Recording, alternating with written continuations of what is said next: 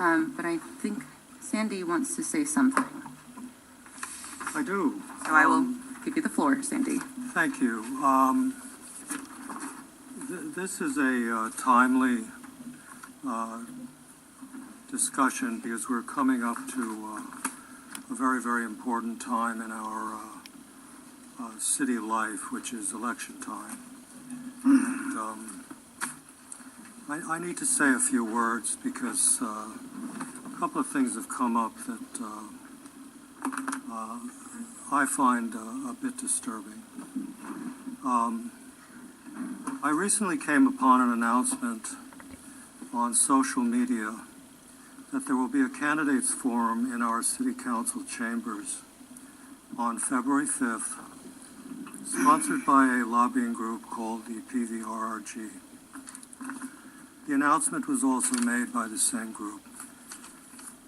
I strongly believe that these chambers were created for the work of the city of Palos Verdes Estates. We have council meetings here, planning commission meetings here, parkland committee meetings here, and financial advisory committee meetings here, to name a few of the city entities that use this very special chamber. These chambers are not a community room. I repeat that. These chambers are not a community room. Our city has a beautiful library, a beautiful golf course, and other venues that would be far more appropriate for a candidates forum. Our council needs to put on its agenda discussion of this issue, and I believe it warrants such a discussion as soon as possible, if not even before our next council meeting, perhaps on February 4th. At this time, the city of PVE has no structured policy as to who may use these chambers, except that someone must be a resident of PVE.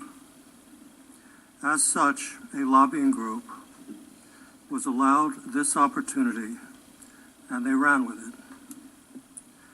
Now, one may ask why this issue is being discussed tonight, and I'll tell you. This candidates forum is sponsored by a tiny lobbying group called PVrrg. It was formed not long ago to serve as a name, merely a name, for a lobbying group with its own agenda. It is registered nowhere in our city. It is registered nowhere in our state. It publishes no member list, but its bias is palpable. The organization was formed by the same wealthy, litigious lobbyist who suckered everyone in the PV Homes Association and our city council, except myself, to acquiesce to a settlement agreement that allows another wealthy, litigious citizen to now own 1.3 acres of previously protected parkland. To repeat, this organization has no license, has no structure, is registered nowhere, has meetings attended by approximately a total of 4, 5, or 6 people. One is the creator of the organization, as mentioned previously. A second is his wife. A third is the group's female spokesperson. The fourth is actually a very lovely lady whose motivation I don't really understand. The fifth is a well-known woman who is seen and speaks almost at every city council meeting multiple times, devaluing, demonizing, and denouncing city staff as well as council members with calculations and formulas last seen in the movie A Beautiful Mind, starring Russell Crowe. The last, of course, is our treasurer, well known from her last-minute denouncement of Measure E and the PV Police Department intended to sway the passage of Measure E.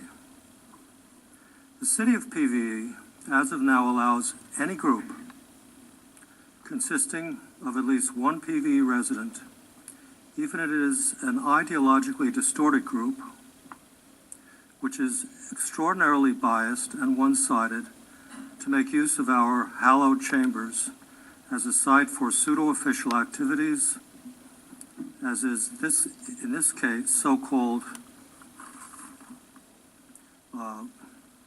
forum to be held just before mail-in ballots are sent out, actually 3 or 4 days for our next election. It is well known by anyone who follows elections, at least in PVE, that the majority of voters cast their votes for our wonderful city government early, actually a day or two after this pseudo-forum will take place. This accounts for the timing.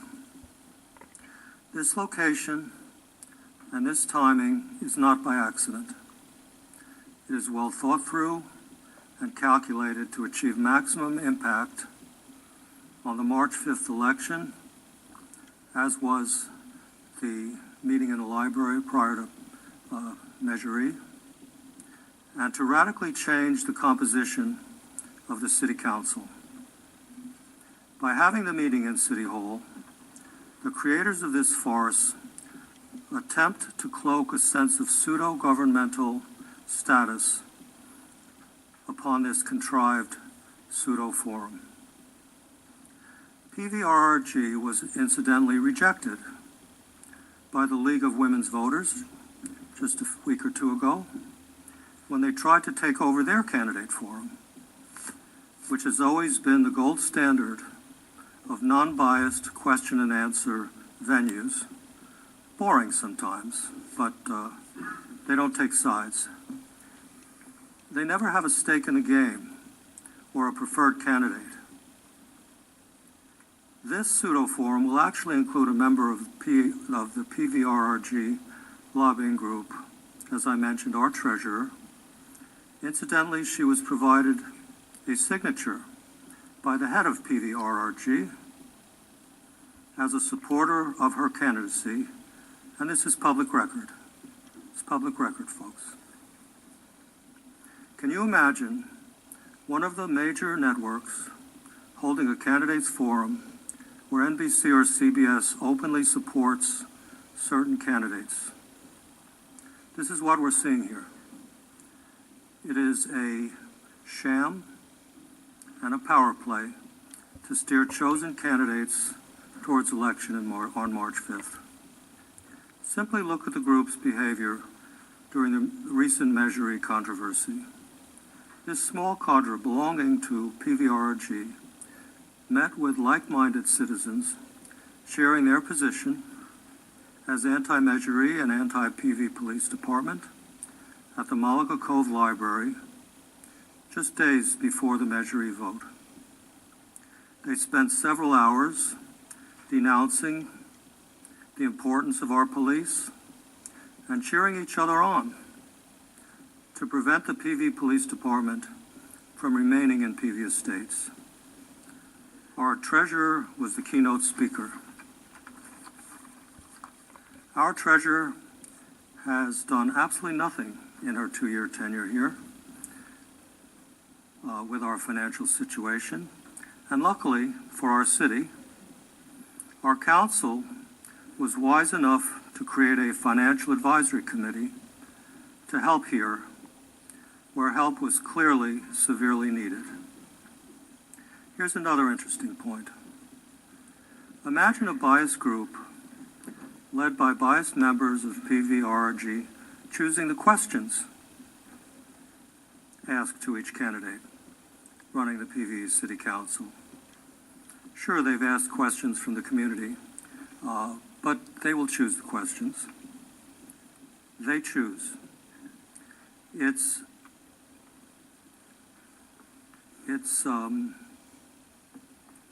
something. The person or persons choosing the questions has signed a public document needed to qualify as a candidate. This document, again, is available here at City Hall. By endorsing our treasurer, do you think her record will be discussed at this forum? I believe that in this time of political mayhem in our country, our number one city in all of California, which is and has been steered by legitimate, sworn individuals and protected the PV Police Department for decades, is now being manipulated by a single, litigious, wealthy lobbyist with his minuscule band of merry men marching in lockstep with his wish to control and distort our glorious city's character through social media and stunts such as this rigged debate. This debate is a wake-up call for everyone sitting out here and everyone watching who represent the silent majority of our city, not this small little group. These people are caring, they're honest, they're dedicated, and they will not follow this wealthy litigious man down into his individual image of what PVE should be in his mind. We are better than that. And shame on you, sir, for again trying to be the grand, unelected leader of our city.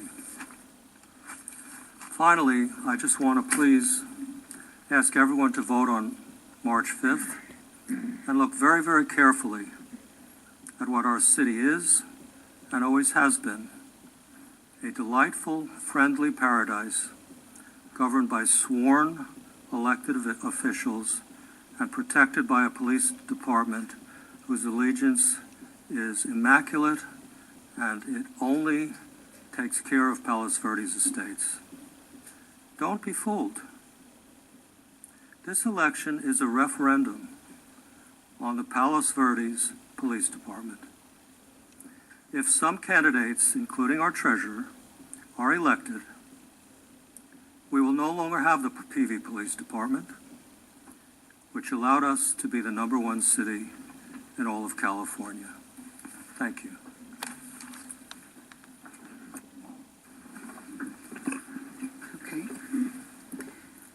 Okay. Mayor Peterson, sorry.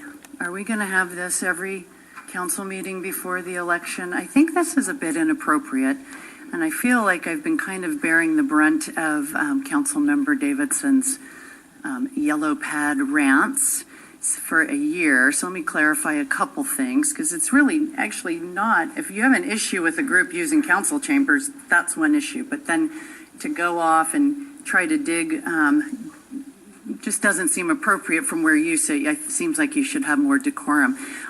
Couple things. One, everybody can go back and look at the video. The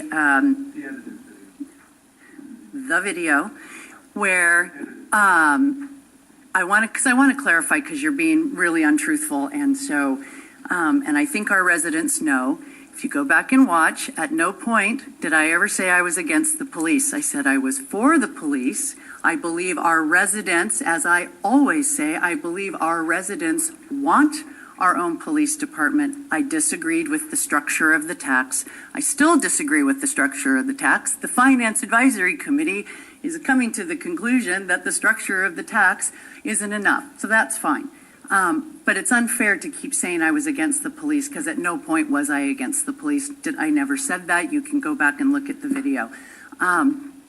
The other thing is, I just have to say, it's interesting to me that you talk about a group that's biased, but I think biased in your dictionary means disagrees with me and my position, and that's not fair. I mean, if somebody has a different position, that's okay.